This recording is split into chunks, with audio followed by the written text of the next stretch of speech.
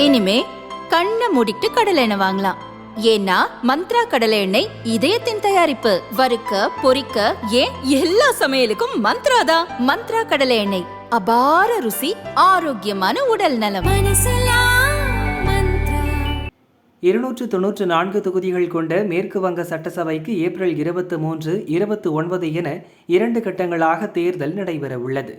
ஆளும் திரிணாமுல் காங்கிரசும் எதிர்க்கட்சியான பாஜகவும் வேட்பாளர்களை அறிவித்தன. பாஜக முதற்கட்டமாக 144 வேட்பாளர்களை அறிவித்தது. திரிணாமுல் காங்கிரஸ் சார்பில் 291 வேட்பாளர்களை அறிவித்தது. எஞ்சிய 3இல் அதன் கூட்டணி கட்சிகள் போட்டியிடுகின்றன. முதல்வர் மம்தாவின் கோட்டையாக கருதப்படும் பவானிபூர் தொகுதியில் மம்தா 4வது முறையாக போட்டியிடுகிறார். அவரை எதிர்த்து சட்டசபை எதிர்க்கட்சி தலைவரான பாஜகவின் சுவேந்து அதிகாரி நிற்கிறார். 2021 சட்டசபை தேர்தலில் பவானிபூர், நந்திகிராம் ஆகிய 2 தொகுதிகளில் மம்தா போட்டியிட்டார். நந்திகிராம் தொகுதியில் சுவேந்து அதிகாரி அவரை தோற்கடித்தார். எனினும் பவானிபூரில் மம்தா வெற்றி பெற்றார். இந்த முறை பவானிபூரில் மம்தாவை எதிர்த்து மீண்டும் சுவேந்து அதிகாரி நிற்கிறார்.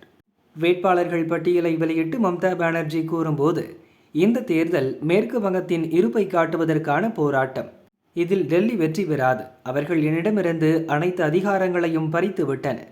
மக்கள் அதிகாரம் என்கின்ற ஒன்றை மட்டும் அவர்கள் என்னிடமிருந்து பறிக்க முடியவில்லை என தெரிவித்திருக்கிறார்.